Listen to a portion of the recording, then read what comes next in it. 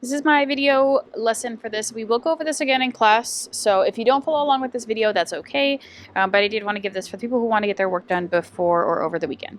The first thing I'm going to do a little bit of a review, and then I'll keep going with this lesson. Basically, we're talking about melody, right? And all my classes got to the point where we talked about step and leap, where we basically said if notes are close together, they are taking steps, and if notes are farther, where they're jumping between lines or jumping between spaces, they're leaping up and or down, right? And so we can do that motion either going up or down, leaping in either direction, right? We then looked at like drawing the contour of our lines, right, where we draw the shape of it, and then also looking at steps and leaps. And then most of us got to this part, conjunct and disjunct. And if you remember from our harmony lesson, conjunct or like consonants, right? These are usually things that are smooth sounding, kind of close together. Disjunct is something that jumps all around. And one way that we can also think about that is our conjunct melodies are going to be very stepwise. So a lot of these melodies, these are pretty close together. And I notice there's a little bit of a leap right here, but it's not a big jump. So things that are mostly close together or look stepwise, those are going to be conjunct melodies. That's a way to describe them. Versus something like this. This is going to be jumping all around. If we look at it, it's jumping all over the place because there's a big space between those notes, and so it has a lot of leaps. And so usually music that has a lot of leaps, then we think about that as disjunct. And why do we want both of these things? Well, if our melody was purely conjunct in this like slow motion part, then it would be kind of boring, right? Sometimes we like that leap up. Something that, like an example I can think of, which they give us Twinkle Twinkle Little Star on here, but more so I like to think about Adele as a singer. She usually sings portions of her songs where the part where she's telling a story is conjunct. If we think about something like Rolling in the Deep, where she's like, there's a fire starting in my bones. That's all conjunct. It's close together. And then when she gets to the chorus of it, because she wants it to have emotional impact, out of nowhere, she's just, we could have had it all. And she jumps up that note. Well, that action of jumping means that we're contrasting these two disjunct and conjunct motions so that our music is more interesting and has like a dramatic element to it, right? And our we do have a video that goes along with this, which I know in my choir class we got to this, and we found out that this was a very boring video. So my Adele example that I just did, if you rewind a second, is basically what this video is laying out, except he does it a lot slower and more boring, if I'm being honest. So we're going to keep moving ahead to save time. We did touch on this with my choir kids, it looks like. So what we're saying then is our conjunct motion and our disjunct motion, if we want to answer how do we use both of them to make it sound more interesting, we're going to say something along the lines of, like this one right here that I'm going to put a heart on. We use both of them to make our melodies sound more interesting, right? We want to have different examples because if everything sounds the same, then it's boring. Okay? You can hit pause and answer this question if you haven't gotten that far. And then I'm going to keep going. So then we're going to do what's that motion. We're going to name some of the motion in here. And this first one, make sure you follow directions because I did not do a good job of this with one of my other classes. First, we're drawing melodic contour. So we're just going to draw the shape of the line, which we did here. We could use one of like the highlighter tool or the pen tool down here, follow the shape. Next, this says with a partner, but we're online. So as a class, or because we're doing this from home with this video, we're going to put basically areas that are conjunct in red with this red circle and areas that are disjunct in blue. And I know I did this with my choir students. I'm not sure if I did this with fourth period who is also watching this video. So if we miss that, right, we're looking at conjunct. These are all stepwise. That's why they're conjunct. And then these ones, because it jumps up and then it jumps down, that makes it disjunct. Okay? Again, you can hit pause, answer, and then come back. Alrighty, now we're going to do an activity called Create the Melody. So it's going to give us a line. We have to draw again. My other class was like, hey, it's a lot of drawing, Miss G. We're going to pick our little pen, and it gave us some notes up here that we can use to borrow if we want to make our things rhythmically diverse. But it gave us directions. Draw a melody that includes a step up and a leap down. So that could look something like this. We could do I'm going to do my best to draw. Wait, hold on. I would like to make this a half note. I think the easiest answer for this is going to be my example I'm giving right now, which is going to be, let's put a half note. I did an F. We want to move up stepwise, correct. Step up. So we're going to go up to the next line and put another half note, and it's going to be a G. And then the next part of our direction said a leap down. So anything that's going to be a big jump down, not to F, but even E or further. I'm going to jump all the way down to C. Something like that would work, right? We went up by a step and then down by a leap. You could do other versions. You could mix match a bunch of notes in here as long as we see notes that are steps versus a note that is a leap.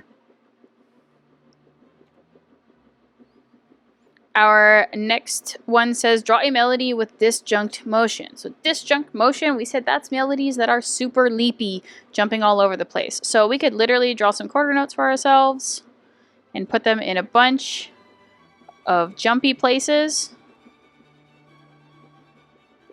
And that would be fine, right? And they don't have to be perfect. They can all be like little quarter notes as long as they have some space between them. Cool. And they're leaping around. That's going to show some disjunct motion. And just do your best. If your notes don't look great, my notes look kind of awful right now. That's okay. We're drawing with a mouse or a trackpad. And then the final example of drawing our own melody is draw a melody with conjunct motion. So that means something smooth, something stepwise, and close together. So I'm just going to actually make my notes walk up a scale. Like that. I made my notes really close together, which is kind of weird. Here, maybe I'll make them eighth notes so they're fancy. And I'm going to walk down. And because all these notes are close together, right, that's going to be conjunct motion. And then maybe I'm going to be really simple and just put like this. There. That's going to be my ending example. Again, all I'm going to look at when you guys do this on Nearpod is did you put things that were going to be close together or not jumping all around like the last example. Oh, like the last example we were. Let's go ahead and undo that. That's beautiful. Okay. And you can pause, take a look at mine, and then keep going. Alrighty, then we have an open-ended question. So you can determine, how can you determine whether melodic motion is conjunct or disjunct, right? And we can start this with, let's go ahead and type it in.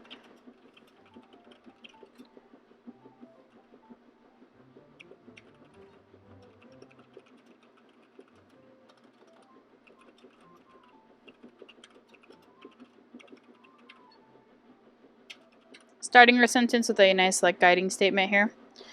So the melodic motion is conjunct or disjunct by we can look at the melody and find things that are steps and stuff that are leaps, okay? That's going to be the easiest way to do this. Okay?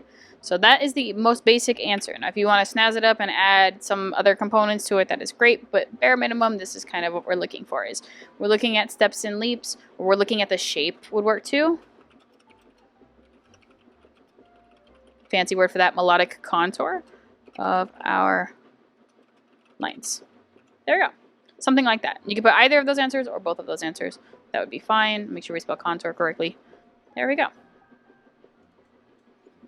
And again, you can hit pause on that last part so you can catch up with me if I'm going fast. I just didn't want it to be a super long video. Alrighty, so then we're going to do some mix matching with vocab. And it says match each melodic movement to its example. So this first one says step down. So I'm going to look for notes that are close together and going downward. Okay, and that's going to look something like this bottom one right here. It may be in a different place on your screen, but look for notes where it's like space, line, space, and they're close together. Okay. And then I could look for step up. And a step up is going to give us notes that go like space, line, space, close together, like this top example does on mine. And then that means that these other two examples are going to be leaps, right? Because there's wide spaces in the notes. So if the leaps are going downward, like these ones are, connect those there. And then lastly, leap up will look like moving in upward direction. Yay. Alrighty, and then we come to an open-ended question. We're trying to get to slide, I think, 47 down here, and we're on 38. Using terms from this lesson, how would we describe the melodic movement of good night to you all? So, terms from this lesson. We're going to want to use words like steps, leaps, conjunct, disjunct. Okay, and let's look at the example of this song. It says, good night to you all, and sweet by your sleep, may silence surround you, your slumber be deep. Good night, good night, good night, good night. But if we look at this melody, we see, okay, this is close. So it's just a step up, walks down. Okay, that's all stepwise. This stays on the same note. This is all stepwise through this whole first part. So that's stepwise and also very conjunct, right? If we go to here, okay, we go up, we come down. There's a little bit of a leap right there, but even so, it's not huge. And keep going. These are all close together. Walking downward, and then this stays the same. We have one little disjunct down here and then up there, right? It's just looking at the shape of the line. So if we look at that, we're going to say then, when we go back to our Nearpod example, we're going to say the movement of this piece, right?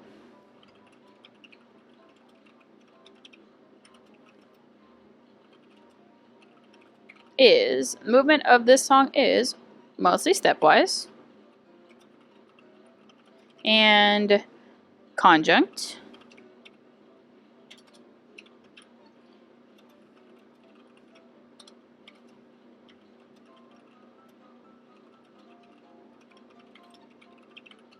Or disjunct moments, right? With only 3 leaps or disjunct moments. So if you describe it as mostly conjunct, that's okay. If you want to be extra and put in it also has a couple disjunct moments, that's okay. But we're looking for words like stepwise or steps and conjunct or leaps and disjunct, right? Using the actual vocab from the lesson. Alrighty, and then we have Chrome Music Lab to make a melody if we want to partake in that. And what I would be doing if I wasn't feeling sick today would be we would make something where we go, okay, let's go stepwise, and then we would probably jump down.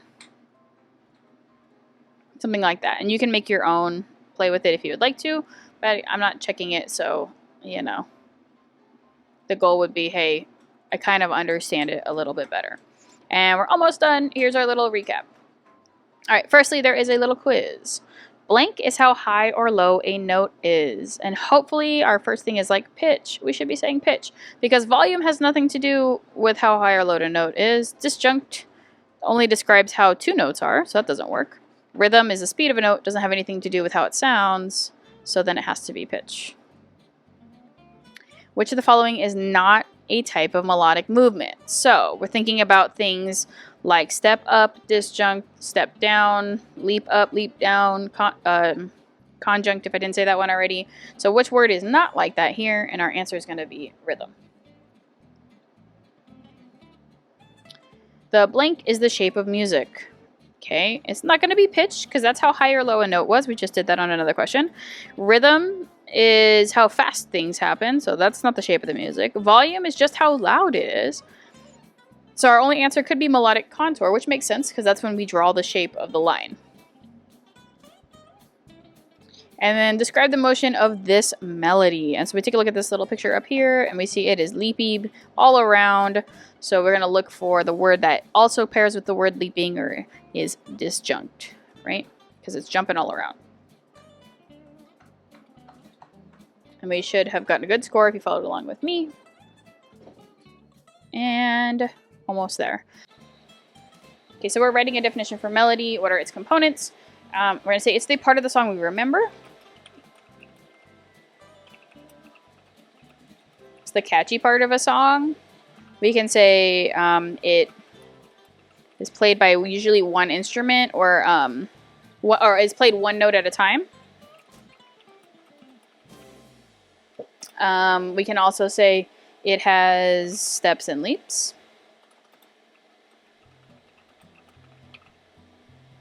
And we could say it has conjunct and disjunct motion, right?